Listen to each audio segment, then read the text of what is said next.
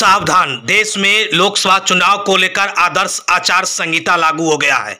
इस आदर्श आचार संहिता लागू होने के साथ साथ पूरे देश में लोगों को इन नियमों का पालन करना होगा, नहीं तो जेल भी जा सकते हैं।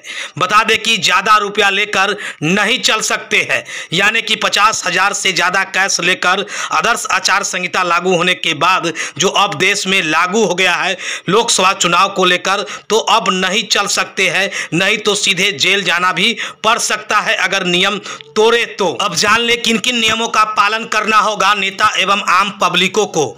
सोशल मीडिया पर किसी भी तरह की भड़काऊ पोस्ट जिससे किसी धर्म या जाति प्रभावित होती है, आचार संहिता का उल्लंघन है।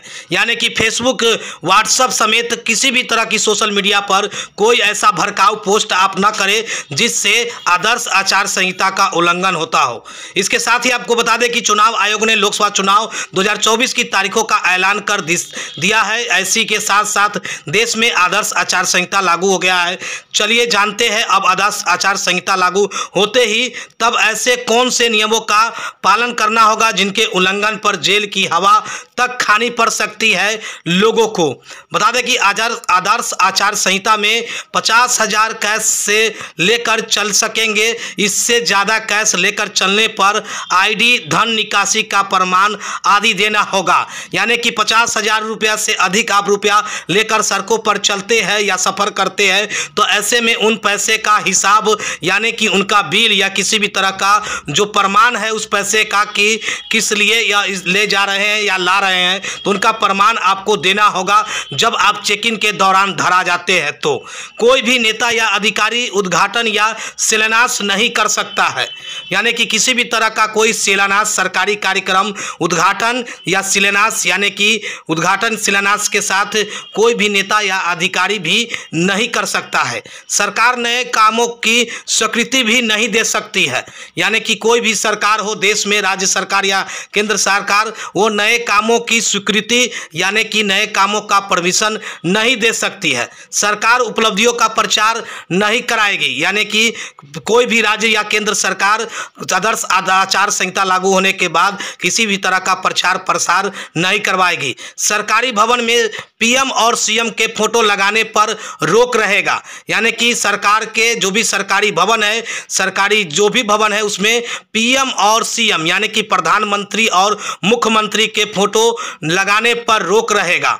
सरकार की उपलब्धियों के विज्ञापन नहीं प्रचारित की जाएगी जब तक प्रचार के लिए नेताओं को आदेश जारी नहीं किया जाएगा चुनाव आयोग की ओर से, तब तक वो अपनी उपलब्धियों का विज्ञापन प्रसारित नहीं किया जा सकता है। आदर्श आचार संहिता में कोई भी मंत्री सरकारी दौरा को चुनाव के लिए इस्तेमाल नहीं करेगा। यानी कि केंद्र का मंत्री हो या राज्य का मंत्री हो, सरकारी दौरा को चुनाव के लिए इस्तेमाल नहीं कर सकता है। सरकारी खर्च से ऐसा योजना नहीं होगा जिससे किसी भी दल को फायदा पहुंचता हो।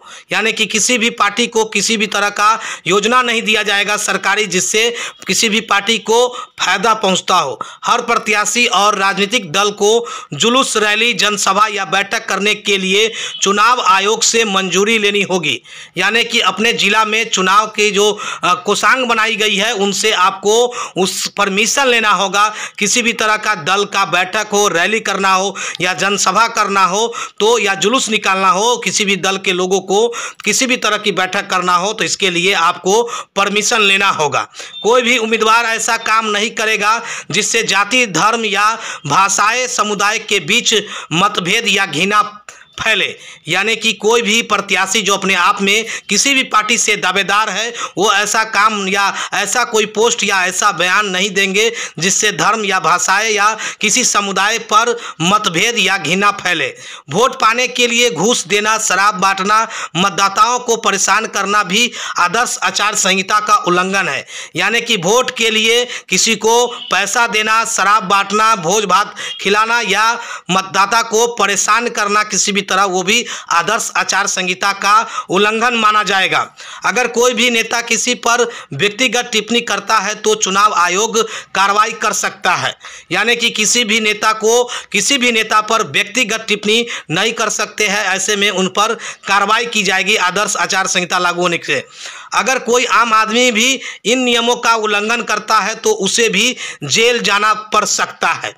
मतदान से 24 घंटे पहले किसी भी तरह की बैठक पर रोक रहेगी, यानी कि वोट गिराते से 24 घंटा पहले तक किसी भी तरह की बैठक आप नहीं कर सकते हैं, चाहे वह राजनीतिक दल हो या गैर राजनीतिक संगठन हो या किसी भी तरह का कोई संगठन हो। चुनाव अभियान के लिए रोड शो, रैली या किसी दूसरी वजह से यातायात में रुकावट नहीं होनी चाहिए। यदि आप चुनाव में अभियान यानी कि कैंपेनिंग यानी कि वोट मांगने की रोड शो या रैली या किसी भी तरह का सभा करते हैं तो ऐसे में रुकावट यातायात में नहीं होना चाहिए। पोलिंग पर चुनाव चिन्ह का प्रदर्शन भी आचार संहिता का उल्लंघन है। जहां पर वोट डाले जाएंगे वहां पर किसी भी तरह का चुनाव चिन्ह किसी भी राजनीतिक दल का नहीं होना चाहिए, वो भी आदर्श आचार संहिता का उल्लंघन है।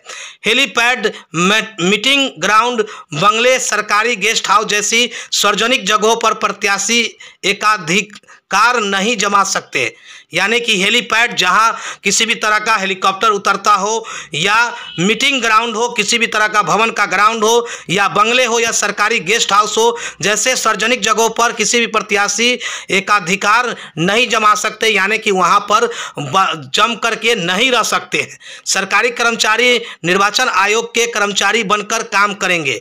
जो भी सरकारी कर्मचारी है वो अब से निर्वाचन आयोग के कर्मचारी हो गए हैं। धार्मिक स्थलों का उपयोग चुनाव प्रचार के लिए नहीं किया जा सकता है, यानी कि धार्मिक स्थल यानी कि कोई भी धर्म का संस्था हो, मंदिर, मस्जिद, गुरुद्वारा या चर्च, किसी भी तरह का धार्मिक स्थल हो जहां पूजा पाठ या इस तरह का कोई कार्य किया जा रहा हो, ऐसे जगहों पर चुनाव प्रचार नहीं किया जा सकता है या बैनर पोस्टर वहां पर नहीं लगाया जा सकता है और नहीं वहां पर बैठक या किसी भी तरह का नुक्कड़ सभा कर सकते हैं। किसी भी प्रत्याशी द्वारा सरकारी कर्मचारी पर अनुचित दबाव बनाना भी आचार संहिता का उल्लंघन है, यानी कि कोई भी प्रत्याशी या उम्मीदवार हो वो सरकारी कर्मचारी पर किसी भी तरह बात को लेकर के दबाव नहीं बना सकते हैं। चुनावी प्रक्रिया में गलतफहमी फैलाने और गलत जानकारी का उपयोग करने पर प्रतिबंध रहेगा, यानी कि अफवाह फैलाने और गलत मैसेज फैलाने वाले पर भी उस प्रतिबंध रहेगा।